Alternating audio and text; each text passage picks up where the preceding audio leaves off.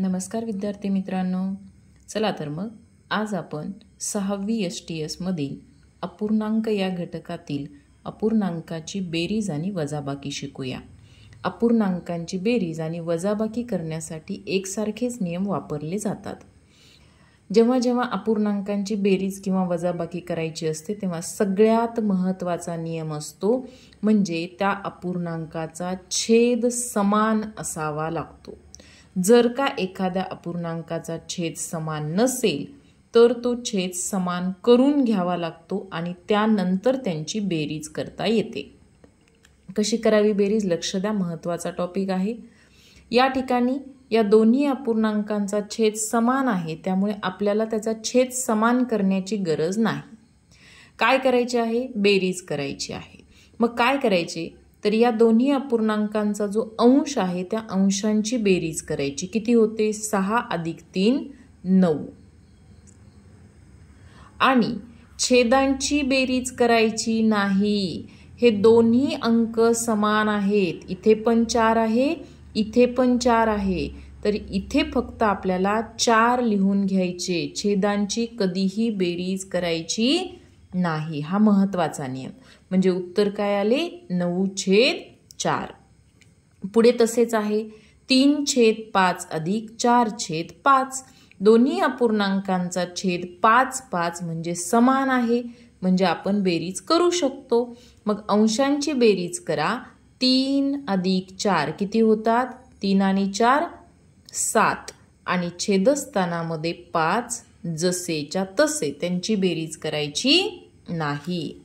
आता बघा पुढे या ठिकाणी 3/2 + 2/4 छेद समान आहे का? तर नाही, पण छेद समान असल्याशिवाय बेरीज करता येत नाही। मग छेद समान करून घेऊया। कसा करायचा छेद समान? तर ह्या 2चा पाडा इथे लिहायचा। बे एके बे, बे दुने 4, बे त्रिक 6, बे चौक 8। 4चा पण पाडा लिहून घ्यायचा। 4 एके 4, 4 दुने 8। केव्हापर्यंत लिहायचा पाडा? कुठपर्यंत लिहायचा? जोपर्यंत त्यांच्यामध्ये कोणता तरी एक अंक समान येत नाही तोपर्यंत।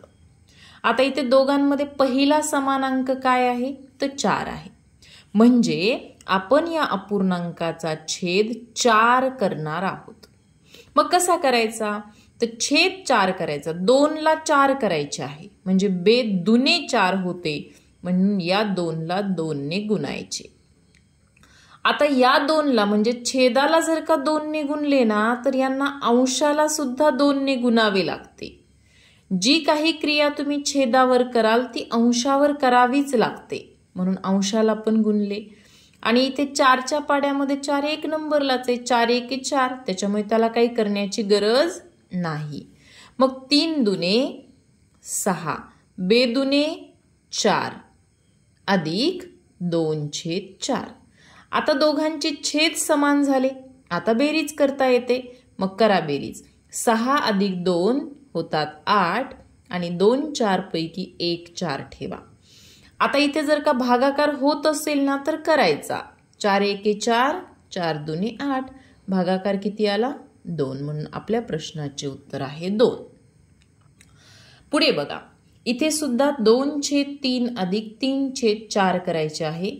छेद समान नाही, समान नाही तर समान करून घ्यावा लागेल तरच बेरीज किंवा वजाबाकी करता येते। 3 एके 3, 3 दोन्ही 6, 3 त्रिक 9, 3 चौक 12, 3 5 15। 4चा पाडा 4 एके 4, 4 दुने 8, 4 त्रिक 12। हे बघा इथे पण 12 आले आणि इथे पण 12 आले, म्हणजे समान छेद आपल्याला भेटला। म्हणजे दोन्ही छेद आपल्याला 12 करायचे। मग 3च्या पाड्यात 4 नंबरला 12 आली। 1 2 3 4, 3 चौक 12, म्हणून याला 4ने गुणूया। छेदाला 4ने गुणले की अंशाला सुद्धा 4ने गुणावे लागते। आणि 4ला 12 करून घेण्यासाठी 4 एके 4, 4 दुने 8, 4 त्रिक 12 म्हणजे 3ने गुणावे लागते। मग छेदाला 3ने गुणले की अंशाला पण 3ने गुणा। चला पुढे मांडून घ्या।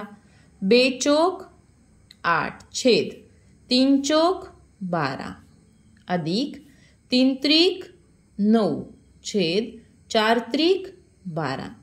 आता बेरीज करणं सोपे आहे कारण दोघांचा छेद समान आहे. मग करा 8 अधिक 9, 8 आणि 8 16 आणि 1 17 आणि छेदस्थानामध्ये 12 जसेच्या तसे. अशा पद्धतीने उत्तर आले 17/12. जशी बेरीज केली आहे तशीच वजाबाकी सुद्धा करायची असते. एक उदाहरण वजाबाकीचे घेऊया. मग हे वरती जे उदाहरण आहे ना तेच घेऊया. 2/3 वजा 3/4. पहिल्यांदा छेद समान करून घ्या. मग 3 चौक 12 तर बेचौक 8. इथे 3 4 त्रिक 12 म्हणून वरती पण 3 ने गुणाकार केला. 4 दुने 8 3 चौक 12 वजा 3 त्रिक 9. हे उदाहरण नाही जमणार. इथे काय होईल माहिती आहे का? 8 छोटे येते 9 मोठे येते. थांबा. आता बरोबर येईल उदाहरण. करा. छेद समान करून घ्या. 4 त्रिक 12 म्हणून अंशाला पण 3 ने गुणले. 3 चौक 12 म्हणून अंशाला पण 4 ने गुणले. मग काय येईल? 3 त्रिक 9 छेद 4 त्रिक 12 वजा बेचौक 8 छेद 3 चौक 12. आता दोघांचा छेद समान आहे म्हणून वजाबाकी करा. 9 मधून 8 गेले, 1 शिल्लक राहिले आणि दोन्ही 12पैकी एक 12 जसेच्या तसे म्हणजे वजाबाकी आली 1/12. म्हणजे बेरीज आणि वजाबाकीचे नियम सेम आहेत. फक्त इथे बेरीज किंवा वजाबाकी काय करायचे ते समजून घ्या.